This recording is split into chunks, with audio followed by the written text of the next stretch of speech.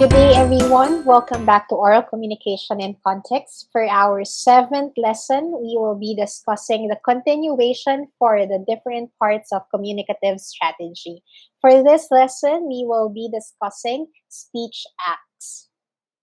For today, we will be talking about the different types of speech act as well as indirect speech acts and what we refer to as performatives. And then eventually, we will cover or discuss the different classifications of speech acts. There are lots of things we can do with words.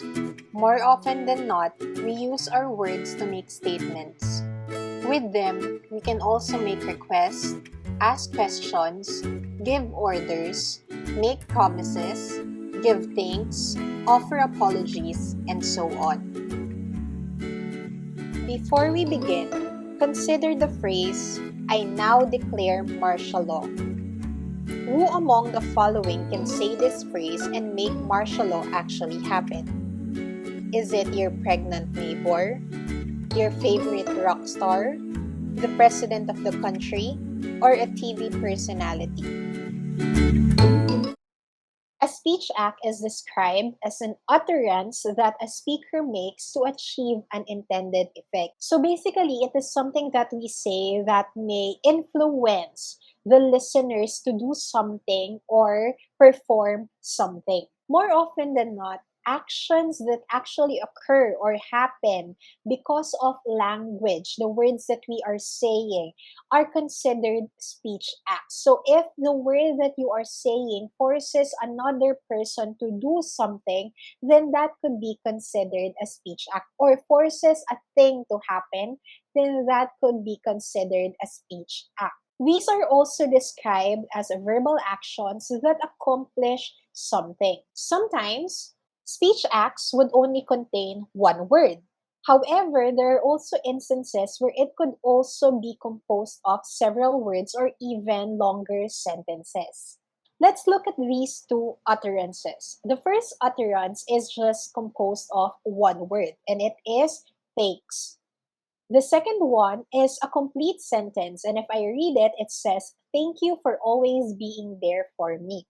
You would notice that these two are completely different in terms of structure and in terms of word usage. Even the tone of the expression itself or the utterance itself is very different. However, both of these, the intended effect is to express gratitude, to express thanks. Basically, these two utterances are performing the same action, which is, of course, to express gratitude, to thank someone. Now, there is this language philosopher who formulated what we now know as the speech act theory. J.L. Austin developed this theory in order to explain how speech acts occur or how they function, what composes a speech act, or how we can categorize an utterance as a speech act. According to the speech act theory, there are three parts to speech acts. The first one is the locutionary, second is the illocutionary, and the third one is its perlocutionary. Now let us go to the first part. The locutionary is simply described as something that happens or occurs when the speaker performs a locution. You might be wondering what a locution is. A locution is the phrase or the sentence that has meaning and structure. So it is how we structure, how we formulate the sentence or the thought, the idea, the message that we are going to say. Of course, to have that intended effect. Okay, so basically, your utterance, that is your locution. The illocution, on the other hand, or the illocutionary part, is the performance of the act of saying something with a specific intention or illocution. Basically, your illocution is described as the social function of what is said. You already said something, you already mentioned the utterance, but what is its intention? What is the reason behind you saying that word or saying those words? Okay, what is the purpose of it. Lastly, we have perlocutionary. It only happens when what the speaker says has already an effect on the listener or a perlocution. So this effect is what we refer to as a perlocution. It is basically the resulting act of what is said. How did it affect your listeners? How did your listeners respond to whatever he or she had heard? To make it clearer for you guys, let us consider this utterance.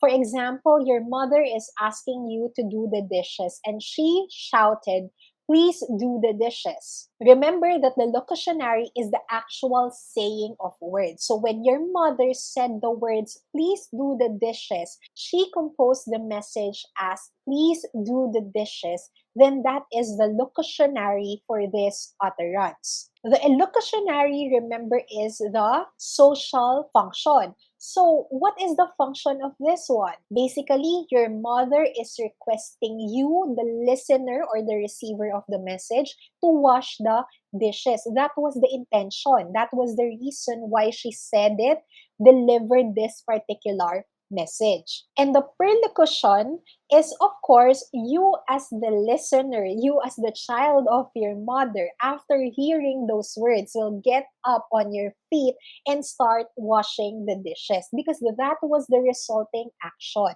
Okay, so that is the perlocution. On that particular example, it was very clear what the speaker wanted the listener to do. Therefore, the intention is, or the meaning is clear.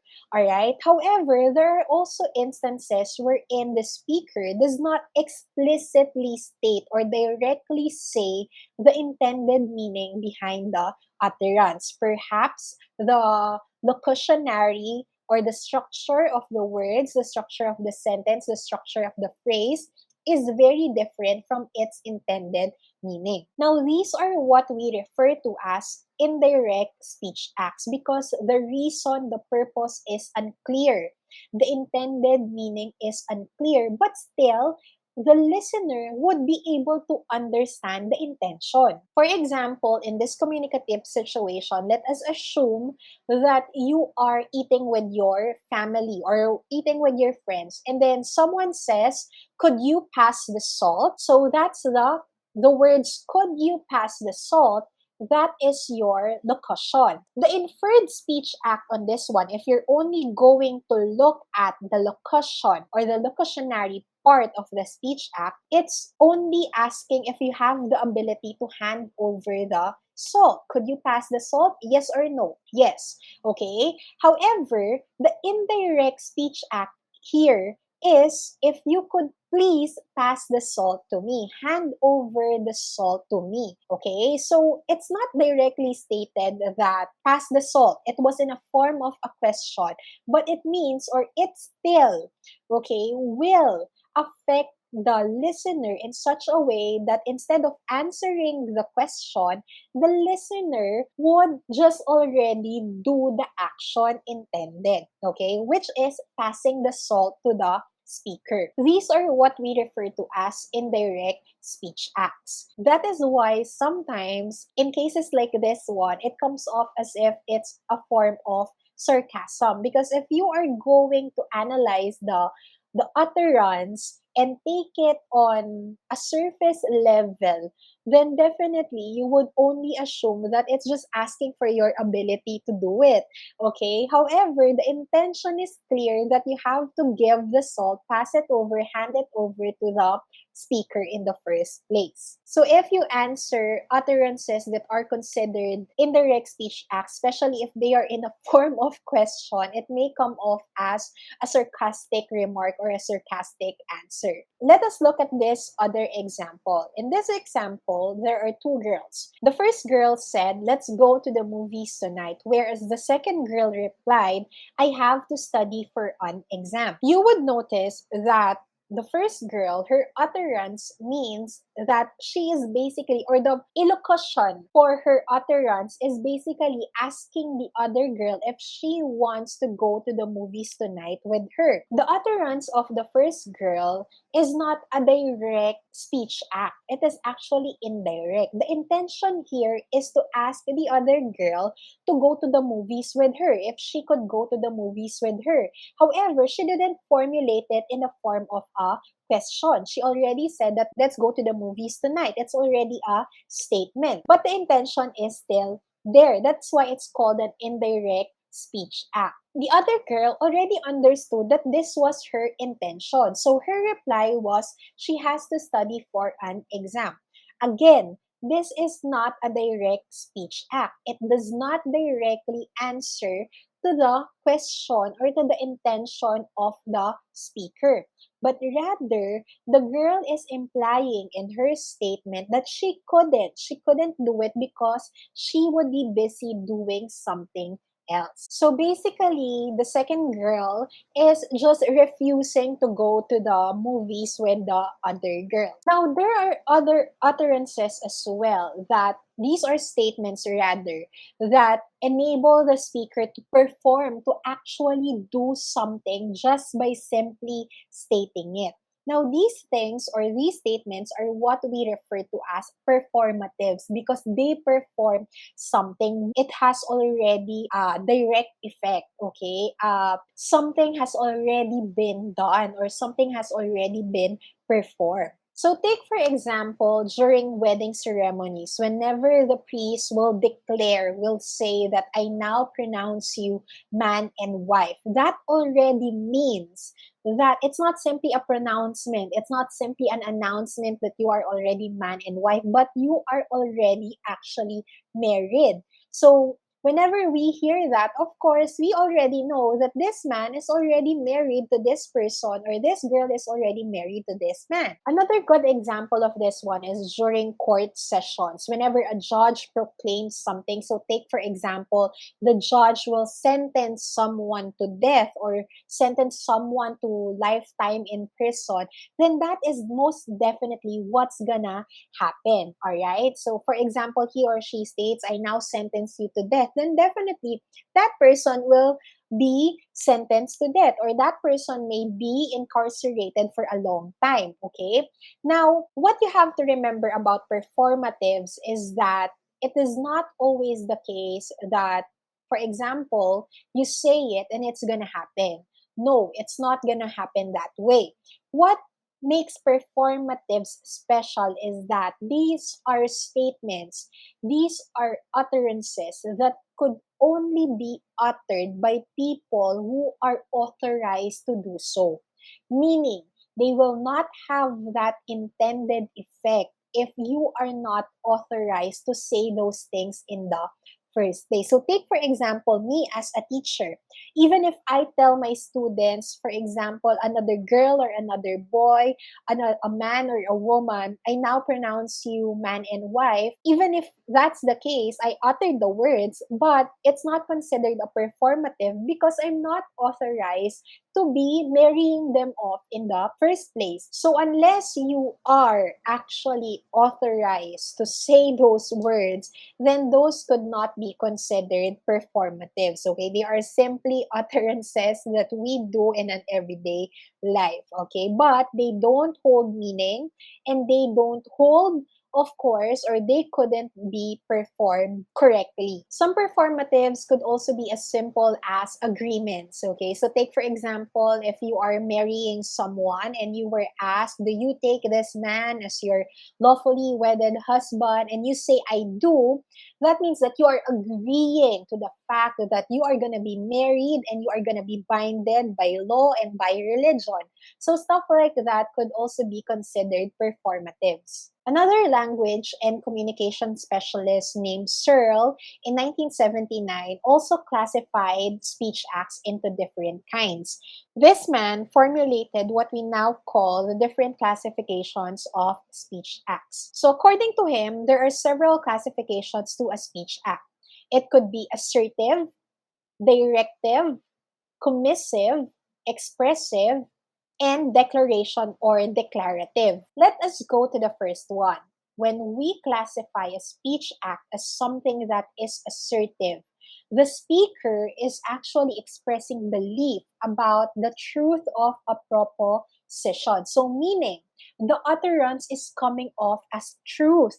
The utterance is coming off as a fact. The speaker commits to something as being the case. This is what it is. This is what it should be. So take, for example, when you make suggestions, when you put forward things, when you put forward ideas, put forward your comments, then that could be a form of assertion. It could be assertive in a way. Another thing is when you boast about yourself, when you feel confident and you talk about yourself to others, or when you swear, for example, that could be considered as assertive. The second classification, directive, is when a speaker tries to make the receiver perform an action. Okay, so meaning your utterance will lead them to do something. So take, for example, when you ask someone to do things, order people to do things, or sometimes when you are begging something, or begging for something rather, or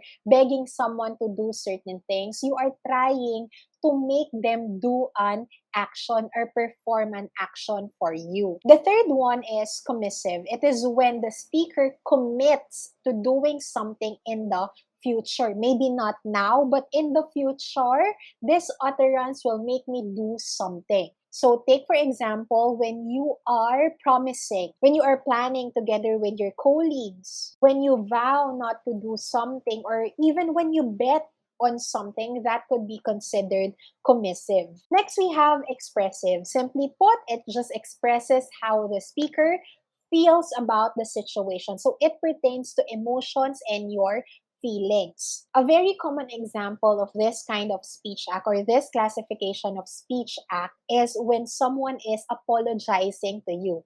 When someone says sorry, it is simply stating how remorseful they feel or how regretful they feel about doing something to you, and that's why they have to say sorry. Another example is when you are thanking someone. Thank you for coming here today. Thank you for listening to me. You are expressing happiness that they were able to make it, and so on and so forth. Last but not the least, for declaration or declarative classification of speech act, it simply refers to how an utterance changes the state of the world in an immediate way. So the change is immediate. You could already see it right away. So take, for example, during baptism, when the priest baptizes a person or a baby, then that means that that baby is already part of the congregation.